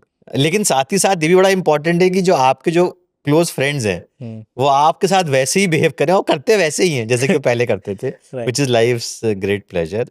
बट हाँ, एंटरप्रेन्योर में ये तो है कि अगर आप जो चीज़ आइडिया अपना कर रहे हैं, परस्यू कर रहे हैं, अगर आप वो सक्सेसफुल हैं तो entrepreneurship is the best job in the world. Right, कि वो आपको बहुत ज़्यादा इस बात का सेटिस्फेक्शन देगा कि जो मैं कर रहा हूँ वो चल रहा है आगे। मुझे लगता है लाइफ में सर स्वतंत्रता, फ्रीडम, हाँ जी, is very expensive. You are right. पैसा तो ठीक है, बट अगर आपके पास लाइफ में फ्रीडम है, उस पैसे को आप कभी भी खर्च कर सकते हो। That is the true essence एकदम जो है इस पूरी जर्नी में। आप अपनी लाइफ को, मैं आपसे पूछना चाहता हूँ दैट क्या आप लक पर बिलीव करते हो, डेस्टिनी या लक पर, कि that it's all about the destiny? Because बहुत सारे एंटरप्रेन्योर्स हैं जो बोलते हैं कि दैट भाई डेस्टिनी जैसी चीज़ है, लक जैसी चीज़ है, जब भगवान आपको बड़ा बनाना चाहता है तो आप उधर तक जाते हो। एंड सम पीपल से it's all about the hard work, it's in your hands कि आप क्या चाहते हो वही होगा। What do you believe? इसे लक का तो बिल्कुल साथ है, और लक के बिना जब तक ऊपर वाला नहीं चाहे तो आपको नहीं मिल सकता जो आप चाहते हैं। जब वो चाहेगा तभी उसी मोमेंट पे आपको मिलेगा, तो परीक्षा तो आपको देनी ही पड़ेगी। तो हर एंटरप्रेन्योर जो दुनिया में, उसमें उसकी जर्नी में लक का तो साथ रहा ही है। देखिए, हार्ड वर्क सभी लोग करते हैं, राइट। लेकिन वो एक टाइमिंग, तो मैं ये भी मैसेज देना चाहूंगा आपके व्यूअर्स को कि अगर कई लोगों को लग रहा है ऐसा कि भाई मैं बहुत मेहनत कर रहा हूँ पर मुझे मिल नहीं रहा फल, तो आप वेट करिए, आपका टाइम आएगा जरूर। कभी कुछ लोगों का जल्दी आता है, कुछ लोगों का बाद में आता है। राइट। तो हार्ड वर्क तो नेसेसरी कंडीशन है, बिना हार्ड वर्क के तो लक आपके साथ हो नहीं सकता। बस ये है कि आप जितना हार्ड वर्क करेंगे उतना आप लक को पास बुला रहे हैं अपने, राइट। और आगे नहीं तो पीछे लक आ जाएगा आपके पास। राइट। तो मैं बोलूंगा कि hard work is a necessary condition, that's all that you can do. हम तो केवल परसिवरेंस ही कर सकते हैं ना। राइट। कब बाकी चीजें ठीक बैठेंगी वो तो हमारे हाथ में है नहीं, तो उसके बारे में ऊपर से ज्यादा सोचने को कोई बेनिफिट नहीं। पर उसका उल्टा भी ट्रू है, अगर आप कुछ अचीव कर लें तो सारा क्रेडिट खुद को मत दीजिए, क्योंकि सारा क्रेडिट आपका है भी नहीं। नहीं, मैंने ये क्वेश्चन आपसे इसलिए पूछा बिकॉज आज लोग 25 साल के हैं और 25 साल में वो अपने आप को बहुत अनलकी मान रहे हैं, एंड आपने तो स्टार्ट ही आफ्टर 35 करा था। बहुत सारे लोग ये सोच लेते हैं कि अब 25 में नहीं हुआ, अब तो आगे भी कुछ नहीं होगा, अब तो ऐसी ही ज़िंदगी हो गई। बट मैं यही चाहता हूँ, आप जैसे एंटरप्रेन्योर्स, आप जैसे फाउंडर्स जब इस चैनल पर आते हैं, मेरा बस एक ही चीज़ रहता है कि अगर कोई भी एक व्यूअर इससे ये समझ जाए कि भाई लाइफ का कोई ऐसा एंड नहीं है, you can start at any moment of life. कितना भी फेलियर आ जाएगा फिर भी सक्सेस आ सकता है, फिर भी आप कुछ ना कुछ बना ही लोगे अगर आप बनाना चाहते थे। नहीं, ये तो बात सबसे अच्छी एंटरप्रेन्योरशिप में ना, कि जब आप कुछ बनाते हैं कंज्यूमर को आपके ना एज का पता है ना आपकी हिस्ट्री का पता है, तो आप रीसेट हो गया सब कुछ। आप हो सकता है आपने 10 चीजें ट्राई करी, 10 फेल हो गई, लेकिन वो 11वीं चीज को तो याद नहीं है ना कि आप 10 चीजें करी थी, तो एकदम रीसेट है वो। तो ये तो मैं आपके यंग व्यूअर्स को बोलना ही चाहूंगा कि आप बिल्कुल भी औरों को देख के मत, अब 25 साल में तो कोई आदमी अनलकी हो ही नहीं सकता, क्योंकि आपने अब तो बैटिंग स्टार्ट ही करी है, अभी तो बहुत सारे ओवर देखने हैं। बट आप, हो सकता है आप मैं तो सोशल मीडिया पे ही रहता हूँ, व्हाट आई सी आज 25 या 26 साल की एज में, वो पता नहीं, it's like a fancy theme. आजकल सोशल मीडिया एक फैंसी थीम बन चुका है। मतलब पहले लोगों की ना वो डिग्री देखी जाती थी टू सी दैट ये पर्सन क्या है, आज वो सोशल मीडिया प्रोफाइल देखी जाती है कि दैट ये पर्सन क्या है। अब यही चल रहा है, अब लोग एक दूसरे की सोशल मीडिया प्रोफाइल्स देखते हैं। अब कोई 25 साल में पूरी दुनिया घूम के घर बैठ चुका है, और कोई 25 साल में ये सोच रहा है कि मैं तो अभी अपने शहर से बाहर नहीं निकला, तो ही इज थिंकिंग कि भाई मेरा तो खत्म ही हो गया सब कुछ, I am doing nothing in my life. मैं उन्हीं को होप देना चाहता हूँ कि भाई वेयर एवर यू आर, किसी भी सिचुएशन में हो, you can start, you can see his journey, कहाँ से कहाँ तक की जर्नी है। और जब आप तो अभी 25 के भी हो, सर ने 10 साल बाद आपसे स्टार्ट करा था, 35, but still he continues his beliefs, and अपने बिलीव्स को आपने पूरा करा। अच्छा, how you see as God, आप गॉड को कैसे देखते हो? मतलब भगवान में क्या बिलीव रखते हो? भगवान तो भाई जो भी आप करते हैं, मेरे ख्याल से डेस्टिनी पे तो मेरा बहुत बड़ा बिलीफ है ही, कि आप बेसिकली पुरुषार्थ कर सकते हैं, पर फाइनली आपको कुछ मिलेगा नहीं मिलेगा वो तो गॉड ही डिसाइड करते हैं। पर हाँ, पुरुषार्थ एकदम नेसेसरी कंडीशन है कि आपको अपनी फाइट मारनी है, राइट। और फिर ये बिलीव कर लेना है कि अगर आपके वो डेस्टिनी में है और आपके लिए लॉन्ग टर्म में भला है तो आपको मिल जाएगा, वरना वेट करो। एक टर्म यूज होता है सर, आपने अगर देखी हो, हर्षित मेहता की वो सीरीज आई थी जिसमें वो बहुत फेमस हो गया डायलॉग कि दैट रिस्क है तो इश्क है, राइट? अब रिस्क के भी ना बहुत सारे अलग अलग अप्रोचेज हैं। कुछ लोग, मैंने आपको बताया था, दैट कैलकुलेटेड रिस्क पे बिलीव करते हैं, दे से कि भाई उतना ही लो जितना झेल पाओ। बट कुछ ऐसे भी एंटरप्रेन्योर्स हैं, एलॉन मस्क टाइप या डिफरेंट जो एंटरप्रेन्योर्स हैं, उनका ये रहता है that whatever it takes, अगर आपने एक बार सोच लिया, अब उसके बाद आप यू विल गो ब्रोक तो ब्रोक, बट मैं इसको खत्म करूंगा खत्म करते हुए। तो व्हाट इज योर अप्रोच? नहीं जी, मेरा मानना ये है कि ज़्यादातर एंटरप्रेन्योर्स ना कैलकुलेटेड रिस्क लेते हैं। उनमें से कुछ लोग पोर्ट्रे कर सकते हैं जैसे कि वो गैम्बल कर रहे हैं, पर एंटरप्रेन्योर्स इन जनरल गैम्बल नहीं करते, वो कैलकुलेटेड रिस्क लेते हैं। अगर एलॉन मस्क ने कोई बड़ी बेट ली है तो उसको ये भी पता है कि वो वापस घर आएगा तो खाने पीने के पैसे हैं, क्योंकि उसके लिए रिस्क में और फिर भी रिस्क लेने के बाद उसका जो ब्रोक होना है वो हमारे ब्रोक होने से बहुत डिफरेंट है। तो जनरली एंटरप्रेन्योर्स बहुत ही कैलकुलेटेड रिस्क लेते हैं। वो जॉब भी छोड़ते हैं तो सोचते हैं कि अच्छा वर्स्ट केस क्या होगा। और एंटरप्रेन्योर की लाइफ के अंदर हमेशा ही व्हाट कैन गो रॉन्ग वाला क्वेश्चन हमेशा ही चलता है। तो मैं तो ये सजेस्ट करूंगा कि टेक रिस्क, विदाउट रिस्क कुछ भी नहीं हो सकता। लेकिन रिस्क का मतलब है कैलकुलेटेड रिस्क, जिसमें आप सोच रहे हो कि व्हाट कैन गो रॉन्ग, उस गो रॉन्ग के लिए मैं तैयार हूं कि नहीं। फॉर एग्जाम्पल, अगर आपको लगता है कि आपकी एजुकेशन पुअर है, आपके पास कोई डिग्री नहीं है, और आपके पास अगर आपका, तो बहुत ही अच्छा आइडिया है कि आप कहीं पे जॉब कर लो 6 महीना साल भर, ताकि अगर आपका एक रिज्यूम बन जाए, राइट, उसके बाद आप अपना आइडिया परस्यू कर लो। तो ये कैलकुलेटेड रिस्क है, गैम्बल नहीं। गैम्बल क्या है कि कोई मेरे पास घर के पैसे नहीं है, कोई डिग्री नहीं है, कोई स्किल नहीं है, और मैं आप कुछ नया कर लेता हूँ और पूरा रिस्क ले लेता हूँ। तो मैं ये मानता हूँ calculated risk is a very good idea, पर हाँ, रिस्क तो लेना ही पड़ेगा। मतलब कैलकुलेटेड रिस्क पे ही आप चाहते हो कि हाँ जी, अप्रोच रखी जाए, बिकॉज वो बेटर भी है। Entrepreneurship is not gambling. Entrepreneurship is taking risk with your time, with whatever capital you have, trying to solve a customer problem.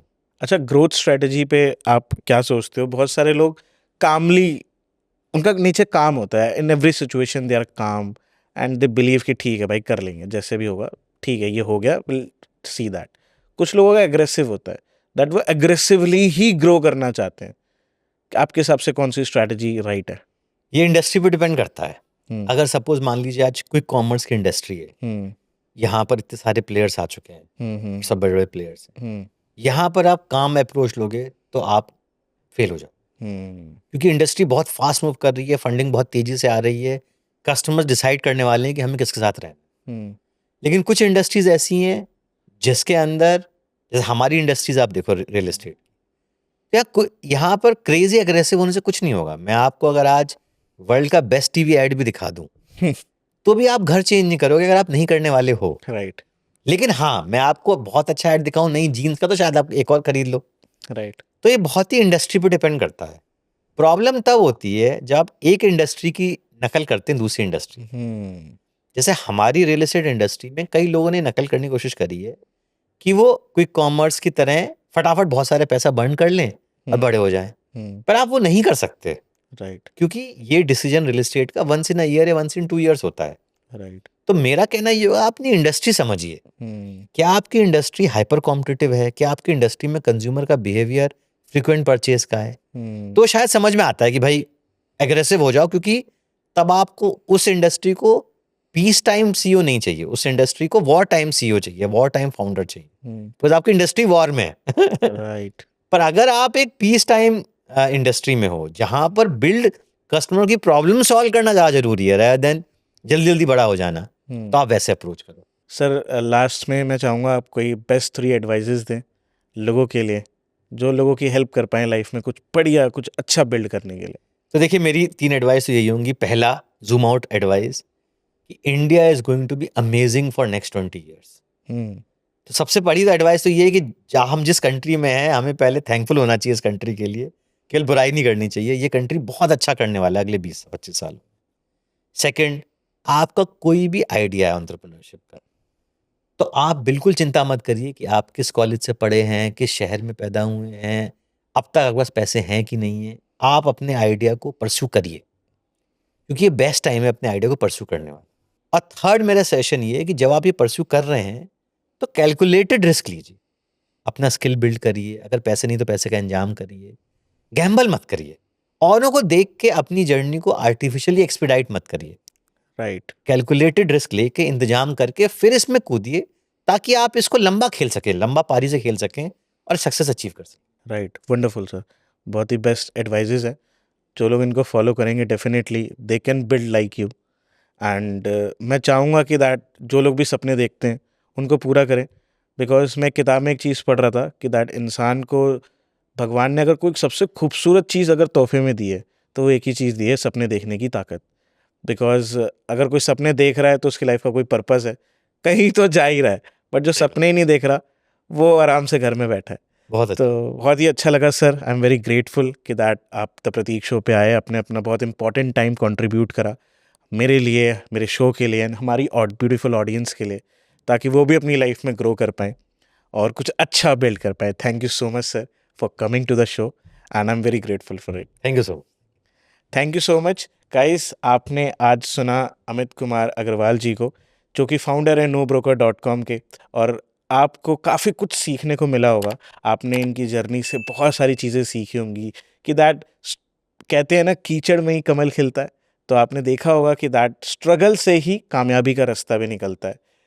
आपकी लाइफ में बहुत स्ट्रगल्स आ सकती हैं, आपको बहुत सारे ऑब्जेक्शंस देखने को मिल सकते हैं, बहुत ज़्यादा कंपटीशन हो सकता है, पर जब आपका पर्पस बड़ा होता है, जब आप कुछ बड़ा करने का ठान लेते हो, तो आप बड़ा करते हो और वो बड़ा होकर रहता है, जैसे कि इन्होंने करा। तो ये एक ट्रू एग्जाम्पल है, एक मोटिवेशन हो सकते हैं आपके लिए, एक इंस्पिरेशन हो सकते हैं, और ऐसी कई इंस्पायरिंग कहानी मैं आपके लिए लाता रहूँगा, ताकि आप अपनी लाइफ में आगे बढ़ने के लिए सोचो और आगे बढ़ो भी। तो अगर इस एपिसोड से आपको थोड़ी सी भी वैल्यू मिली, आपको एपिसोड अच्छा लगा है, तो उसको लाइक करिए, कमेंट करिए, अपना बेस्ट, आपको क्या इस एपिसोड में बेस्ट लगा उसको कमेंट करिएगा।